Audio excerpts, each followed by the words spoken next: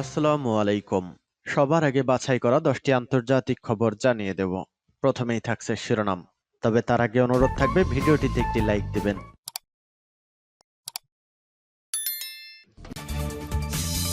পুরোদমে ইসরায়েল ফিলিস্তিনি যুদ্ধ চলছে, জানিয়ে দিব হাতে থাকা গুরুত্বপূর্ণ আপডেট আন্তর্জাতিক সংবাদ। প্রথমে এই সংবাদ শিরোনাম। এবার ন্যাটোর সঙ্গে সরাসরি যুদ্ধের হুমকি রাশিয়ার।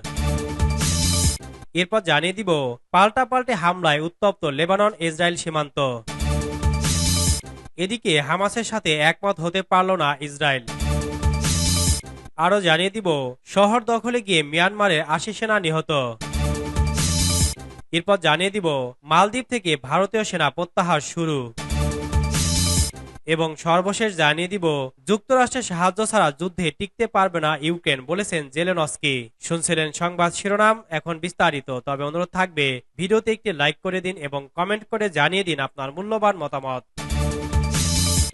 এবার ন্যাটোর সঙ্গে সরাসরি যুদ্ধের হুমকি রাশিয়ার। যুক্তরাষ্ট্রের নেতৃত্বাধীন পশ্চিমা সামরিক জোটের কোন ইউরোপীয় সদস্য ইউক্রেনে সেনা পাঠালে জোটটির সঙ্গে সরাসরি যুদ্ধ অনিবার্য হয়ে উঠবে বলে সতর্ক করেছে রাশিয়া। মঙ্গলবার ২৭ ফেব্রুয়ারি এক প্রতিবেদনে এ তথ্য জানিয়েছে ব্রিটিশ বার্তা সংস্থা রয়টার্স। ২০২২ সালের ২৪ ফেব্রুয়ারি রাশিয়া হামলা চালালে ইউক্রেন যুদ্ধ শুরু হয়। ২ বছর গড়িয়ে ৩ বছরে পা দিলেও এখনো এই যুদ্ধ শেষের কোনো দৃশ্যমান লক্ষণ নেই। এই যুদ্ধ ঘিরে ১৯৬২ সালের কিউবা ক্ষেপণাস্ত্র সংকটের পর পশ্চিমাদের সঙ্গে সবচেয়ে ভয়াবহ টানাপোড়েন জড়িয়েছে রাশিয়া। এমনকি রুশ প্রেসিডেন্ট ভ্লাদিমির পুতিন ন্যাটো ও রাশিয়ার মধ্যে সরাসরি যুদ্ধের ঝুঁকি সম্পর্কে বেশ কয়েকবার সতর্ক করেছেন। তবে এবারে বিতর্ক পুতিন শুরু করেননি, শুরুটা করেছেন ফ্রান্সের প্রেসিডেন্ট এমানুয়েল মাখো। সোমবার তিনি ইউক্রেনে যুদ্ধ করতে ইউরোপীয় সেনা পাঠানোর দরজা খোলা রাখার বিষয়ে কথা বলেছেন। এমানুয়েল মাখো বলেন, রাশিয়াকে দমনে কৌশল খুঁজছে পশ্চিমারা, এজন্য কোনো সম্ভাবনা বাদ দেওয়া উচিত নয়। রাশিয়া যাতে জিততে না পারে সেজন্য যা দরকার আমরা তাই করব। এ বিষয়ে জানতে চাইলে মঙ্গলবার ক্রেমলিনের মুখপাত্র দিমিত্রি পেসকভ বলেছেন, ইউক্রেনে কিছু সেনা দল পাঠানোর সম্ভাবনা নিয়ে ন্যাটো সদস্যদের আলোচনার বিষয়টি খুবই গুরুত্বপূর্ণ নতুন উপাদান। সেক্ষেত্রে আমাদের ন্যাটোর সঙ্গে সরাসরি যুদ্ধের সম্ভাবনা নয় অনিবার্যতা সম্পর্কে কথা বলতে হবে। তবে হোয়াইট হাউসের একজন কর্মকর্তা রয়টার্সকে বলেছেন, ইউক্রেনে সেনা পাঠানোর কোনো পরিকল্পনা যুক্তরাষ্ট্রের নেই, এমনকি সেখানে ন্যাটো সেনা পাঠানোরও কোনো পরিকল্পনা নেই। পাল্টাপাল্টি হামলায় উত্তপ্ত লেবানন ইসরায়েল সীমান্ত। হামলা পাল্টা হামলায় উত্তপ্ত লেবানন ইসরায়েল সীমান্ত। মঙ্গলবার ২৭ ফেব্রুয়ারি ইরান সমর্থিত লেবাননের সশস্ত্র গোষ্ঠী হিজবুল্লাহ জানিয়েছে, উত্তর ইসরায়েলের মেরন ঘাঁটিতে হামলা চালানো হয়েছে। এরপরে দক্ষিণ লেবাননে কয়েকটি শহরে হামলা চালায় ইসরায়েল। সোমবার লেবাননে হামলা চালায় ইসরায়েল। এর জবাব দিতে রকেট হামলা চালিয়েছে হিজবুল্লাহ। এমন পরিস্থিতিতে পুরো অঞ্চলে উত্তেজনা ছড়িয়ে পড়তে পারে বলে আশঙ্কা করা হচ্ছে। হিজবুল্লাহ জানিয়েছে, ইসরায়েলের মেরন আকাশ নিয়ন্ত্রণ ঘাঁটিতে রকেট হামলা করা হয়েছে। ইসরায়েলের সেনাবাহিনী জানিয়েছে, দক্ষিণ লেবানন থেকে অন্তত ৪০টি ক্ষেপণাস্ত্র নিক্ষেপ করা হয়েছে। ইসরায়েলি সেনাবাহিনী এক বিবৃতিতে জানিয়েছে, তাদের যুদ্ধবিমান জিপচিট, মনসুরি এবং অন্যান্য গ্রামে হিজবুল্লাহর সামরিক কম্পাউন্ড এবং অবকাঠামোতে হামলা করা হয়েছে।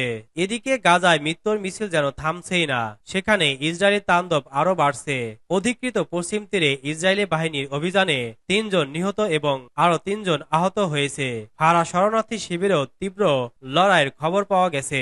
সম্প্রতি মার্কিন প্রেসিডেন্ট জো বাইডেন বলেছেন, তিনি আশা করছেন যে আগামী সোমবারের মধ্যে নতুন যুদ্ধবিরতি হতে পারে। তিনি আরো বলেন, আমার জাতীয় নিরাপত্তা উপদেষ্টা আমাকে বলেছেন যে আমরা যুদ্ধবিরতির কাছাকাছি আছি।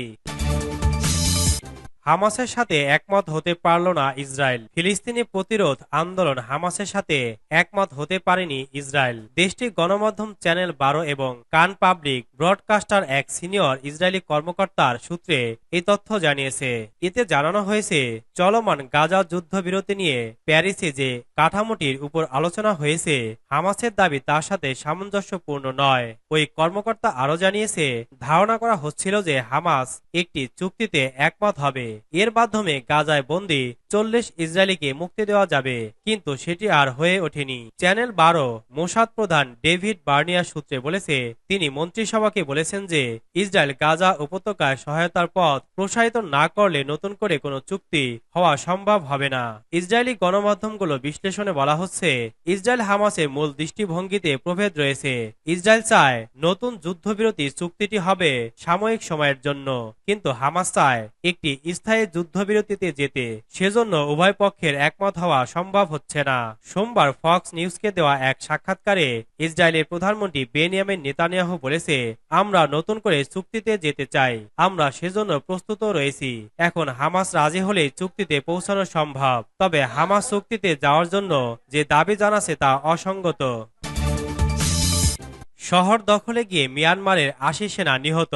রাখাইনের উপকূলীয় শহর রামরি পুনর্দখলে আকাশপথে আসা মিয়ানমার সেনাবাহিনীর 80 সেনাকে হত্যার দাবি করেছে দেশটির বিদ্রোহী গোষ্ঠী আরাকান আর্মি। তাদের দাবি, 3 দিনের যুদ্ধে ওই সেনারা নিহত হয়েছেন। মিয়ানমারের সংবাদ মাধ্যম ইরাবতী বলছে, আরাকান আর্মি সদস্যদের ঠেকাতে গত শনিবার 24 ফেব্রুয়ারি 4টি হেলিকপ্টারে করে রামরি শহরে পাঠানো হয়েছিল 120 জন সেনাকে।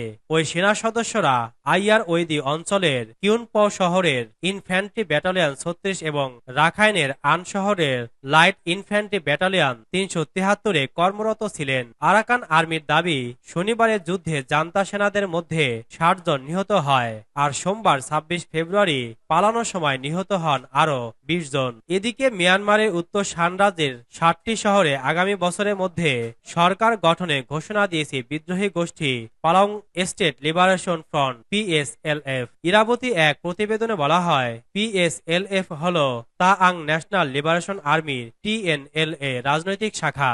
1992 সালে থাইল্যান্ড সীমান্তে গঠিত হয় গোষ্ঠীটি। TNLA দেশটির ব্রাদারহুড অ্যালায়েন্সের সদস্য। জোটটির অন্যতম সদস্য মিয়ানমার ন্যাশনাল ডেমোক্রেটিক অ্যালায়েন্স এবং আরাকান আর্মি। গত বছরের 27 অক্টোবর থেকে উত্তর শান রাজ্য থেকে তাদের তৎপরতা শুরু করে জোটটি। তাদের হাতে এখন পর্যন্ত জান্তার 20টি শহর ও চীন সীমান্তের একটি গুরুত্বপূর্ণ বাণিজ্যিক রুটের পতন হয়েছে। মালদ্বীপ থেকে ভারতীয় সেনা প্রত্যাহার শুরু। মালদ্বীপের প্রেসিডেন্ট মোহাম্মদ মইজু প্রতিশ্রুতি অনুযায়ী দেশটির আদ্দু শহর থেকে ভারতীয় সৈন্য প্রত্যাহারের প্রথম পর্যায়ে কার্যক্রম শুরু হয়েছে বলে জানিয়েছে দেশটির প্রতিরক্ষা মন্ত্রণালয়। মঙ্গলবার 27 ফেব্রুয়ারি মালদ্বীপের প্রতিরক্ষা দপ্তর স্থানীয় গণমাধ্যম PSMকে এ তথ্য নিশ্চিত করেছে।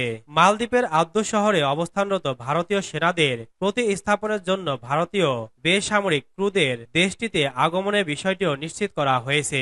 এতে আরও উল্লেখ করা হয়েছে যে আদ্দু থেকে ভারতীয় সৈন্য প্রত্যাহারের সময়সূচি সঠিক সময় এবং সঠিক নিয়মেই এগোচ্ছে। এছাড়াও আদ্দু শহরে থাকা ভারতীয় একটি হেলিকপ্টার রক্ষণাবেক্ষণের জন্য ভারতে ফেরত পাঠানোর পরিকল্পনার কথাও জানিয়েছে মালদ্বীপের প্রতিরক্ষা দফতর। বুধবার 28 ফেব্রুয়ারি হেলিকপ্টারটিকে বহনকারী একটি ভারতীয় জাহাজ মালদ্বীপে পৌঁছানোর কথা রয়েছে। মালদ্বীপের লামু অ্যাটলের কাঁধুতে এবং হাদহালু অ্যাটলের হারিমাধুতে অবস্থানরত ভারতীয় সেনাদের প্রত্যাহারের বিষয়েও একই ধরনের আলোচনা হয়েছে। আগামী 10 মের মধ্যে এই প্রক্রিয়া সম্পন্ন হবে বলে জানায় মন্ত্রণালয়। সংশ্লিষ্ট মন্ত্রণালয় থেকে আরো বলা হয়, মালদ্বীপের নাগরিকদের সার্বভৌমত্ব ও স্বাধীনতা রক্ষার জন্য মিত্র দেশগুলোর সঙ্গে প্রতিরক্ষা ও নিরাপত্তা সম্পর্ক বাড়াতে বর্তমান সরকারের প্রতিশ্রুতির ওপর জোর দেওয়া হয়েছে। যুক্তরাষ্ট্রের সাহায্য ছাড়া যুদ্ধে টিকতে পারবে না ইউক্রেন, বলেছেন জেলেনস্কি। ইউক্রেনের প্রেসিডেন্ট ভ্লাদিমির জেলেনস্কি বলেছেন, যুক্তরাষ্ট্রের অর্থ সহায়তা ছাড়া যুদ্ধক্ষেত্রে টিকে থাকতে পারবে না তার দেশ এবং লাখ লাখ মানুষের মৃত্যু ঘটবে।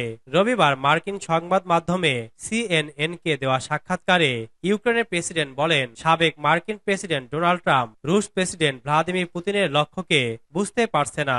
সম্প্রতি মার্কিন সিনেটর জেডি ভ্যান্স বলেন, যুক্তরাষ্ট্রের $6,000 কোটি সহায়তা দেওয়া বা না দেওয়ার ক্ষেত্রে ইউক্রেনের যুদ্ধের গতিপথের কোনো পরিবর্তন আসবে না। এ বিষয়ে প্রেসিডেন্ট জেলেনস্কি CNN-কে বলেন, আমার মনে হয় সিনেটর ভ্যান্সের এই সম্পর্ক খুব বেশি ধারণা নেই। মার্কিন কংগ্রেসম্যানরা $6,000 কোটি প্রস্তাবটি পাশ না করলে ইউক্রেনের লাখ লাখ মানুষ মারা যাবে বলে উল্লেখ করেন প্রেসিডেন্ট জেলেনস্কি। তিনি বলেন, অর্থ সাহায্যের বিষয়টি জানতে ইউক্রেনের যুদ্ধক্ষেত্রে যেতে হবে এবং তারপর সাধারণ মানুষের সঙ্গে কথা বলতে হবে। জেলেনস্কি বলেন, ট্রাম্প যদি রাশিয়ার প্রেসিডেন্ট পুতিনকে সমর্থন করেন তাহলে সেটা আমেরিকানদের বিরুদ্ধে যাবে। তিনি বলেন, আমি বুঝতে পারছি না যে কিভাবে ট্রাম্প পুতিনকে সমর্থন করতে পারেন। এটা আমার কাছে অবিশ্বাস্য মনে হয়। জেলেনস্কি বলেন, আমার মনে হয় যে ট্রাম্প পুতিনকে চেনেন না। ট্রাম্প তার সঙ্গে সাক্ষাৎ করলে বুঝতে পারেননি। তিনি বলেন, আমেরিকা কখনো রাশিয়া সেনাবাহিনীর সঙ্গে যুদ্ধ করেনি। জেলেনস্কি আরো বলেন, ট্রাম্প বুঝতে হবে যে পুতিন কখনো থামবে না।